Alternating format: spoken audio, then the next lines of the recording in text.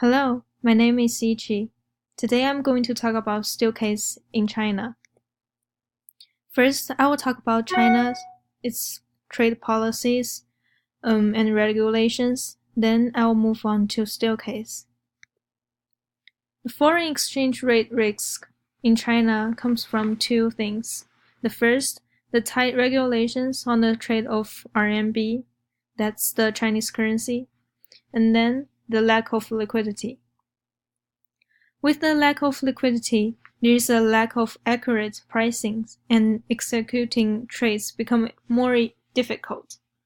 While the RMB's liquidity has improved as China's government has relaxed on its restrictions on trading of RMB, there is still a long way to go before the RMB is truly a global currency.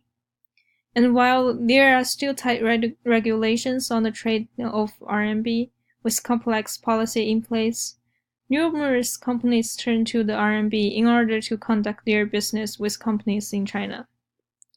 Despite hurdles, the RMB is steadily growing in volume and liquidity, and China's government is striving to make RMB a truly global currency with a stable exchange rate. The solution for these risks is one the company can utilize just one currency, like the RMB, to execute foreign transactions with one exchange rate. Instead of executing multiple transactions across different currencies and exchange rates, it reduces foreign exchange risk by eliminating exposure to multiple currencies. Also, with the trading with RMB in China, the other advantage includes improving the working relationship with counterparties in China. By having direct foreign exchange transactions, allowing negotiation of more favorable payment terms, as well as engaging with greater range of companies in China. China's policy risk comes from China's reform strategy and the nationalization of industries. In November 13, the plenary session of 18th Communist Party of China Central Committees outlined the new leadership strategy direction. The key themes were financial reform, including greater RMB exchange rate flexibility, and political and administrative reform, including steps to improve judicial process. While the plenum decision set out plans to increase judicial independence, improve governance and transparency, and instill greater accountability for party and government officials, it was clear that the party remains above the law. The other issue is the possibility of nationalization of industry. This problem needs to be taken into consideration because it was occurred in China back in 1949. Similarly, there are the risk of confiscation, expropriation, currency inconvertibilities, and contract reputations. China has 14 free trade agreements with these trade and investment partners, and is negotiating or implementing an additional 8 FTAs. China's 4 free trade agreements partners are ASEAN, Singapore, Pakistan, New Zealand, Chile, Peru, Costa Rica, Iceland, Switzerland, Hong Kong, Macau, and Taiwan. Also, China has 12 regional trade agreements partners. About the monetary policies. The law of People's Bank of China stipulates that the objective of monetary policy is to keep the value of RMB stable to contribute to economic growth. And the China government used tools like open markets operations, deposit reserve policies, central bank loans, interest rates, exchange rate policies to manipulate the to ensure the stability of RMB.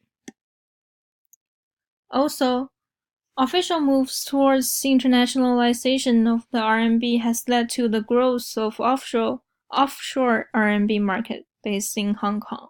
The offshore RMB, known as the CNH, floats freely against world currency and is accessible by offshore entities for purposes such as trade settlements, making it ideal for importers seeking to hedge against RMB risk.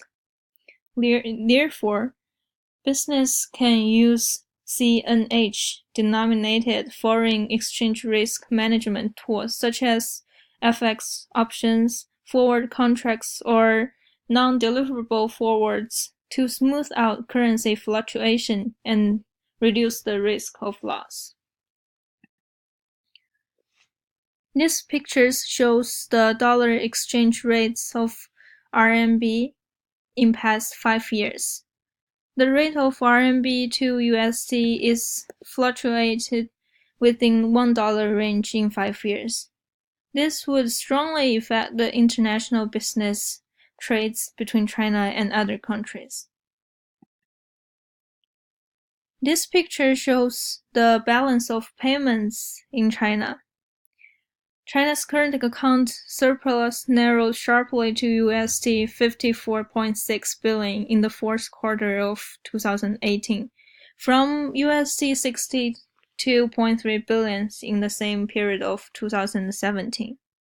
A preliminary estimate showed the good trade surplus was recorded at USD 139.1 billion and the secondary income surplus at USD 2.5 billion, while the surface deficit came in at USD 64.1 billion and the primary income deficit at USD 22.8 billion. Let's move on to Steelcase company. Steelcase exchanges stocks at the New York Stock Exchange with the symbol of SCS. In the past 5 years, the stock price remains relatively stable from $12 per share to $20 per share. Over the last 2 years, Steelcase has beaten EPS estimated 50% of the time and has beaten the revenue estimate 50% of the time. So, I have a strong belief in the Steelcase stock price. Steelcase has 2 offices in China. Those offices are mainly used for design, engineers, and other product developments. Also, Steelcase has one manufacturing plant in Dongguan, China, where the city is close to Shanghai, close to Hong Kong.